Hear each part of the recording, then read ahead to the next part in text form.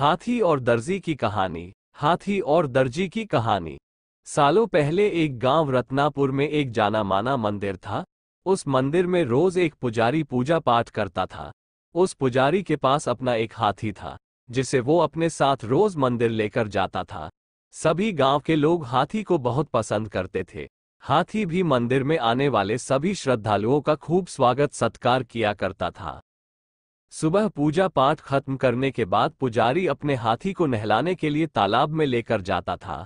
रोज हाथी तालाब में नहाने के बाद घर लौटते समय दर्जी की दुकान पर रुकता था। दर्जी भी रोज हाथी को प्यार से एक केला खाने को देता। हाथी केला खाने के बाद अपनी सूंड से दर्जी को नमस्ते करके पुजारी के साथ घर चला जाता था। सब हाथी और पुजारी की रोजमर्रा की जिंदगी का एक हिस्सा था। एक दिन हाथी जब दर्जी की दुकान पर केला खाने के लिए रुका तो दर्जी को शरारत करने का दिल हुआ। उसने हाथी को केला देने के बाद अपने हाथ में सुई रख ली।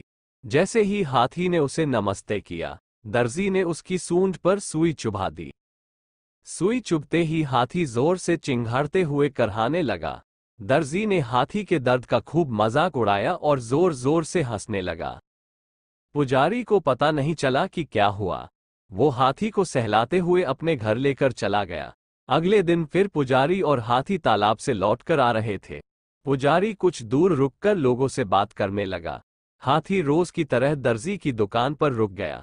आज हाथी ने अपने सूंड में कीचड़ भर लिया था। दर्जी अपनी दुकान में बैठकर कपड़ों की सिलाई कर रहा था। जैसे ही हाथी ने दर्जी को देखा, वैसे ही हाथी ने उसकी पूरी दुकान पर कीचड़ फेंक दिया। उस कीचड़ में दर्जी तो भीगा ही, बल्कि उसकी दुकान के सीले हुए कपड़े भी खराब हो गए। इस सबसे दर्जी समझ गया कि मैंने कल जो किया था, उसी का दंड हाथी ने मुझे आज दिया है। दर्जी को अपनी गलती का एहसास हुआ और वो हाथी के पास भाग कर गया। उसने हाथी से माफी मांगने की कोशिश की। उसने कहा, हे गजराज, आपने बिल्कुल सही किया। मैंने जो कल किया था, उसका नतीजा यही होना चाहिए। हाथी ने दर्जी की तरफ देखा और अपनी सूंड को हवा में लहराते हुए वहां से चला गया। दर्जी को मन ही मन बहुत बुरा लग रहा था। उसने अपने मजाक मस्ती के चक्कर में एक अच्छा दोस्त हाथी खो दिया था। उस दिन से दर्जी ने ठान ली कि वो किसी को भी मजाक में भी नुकसान नहीं पहुंचाएगा। कहानी से सीख। दर्जी और हाथी की कहानी से यह सीख मिलती है कि किसी के साथ भी बुरा व्यवहार नहीं करना चाहिए, मजाक में भी नहीं।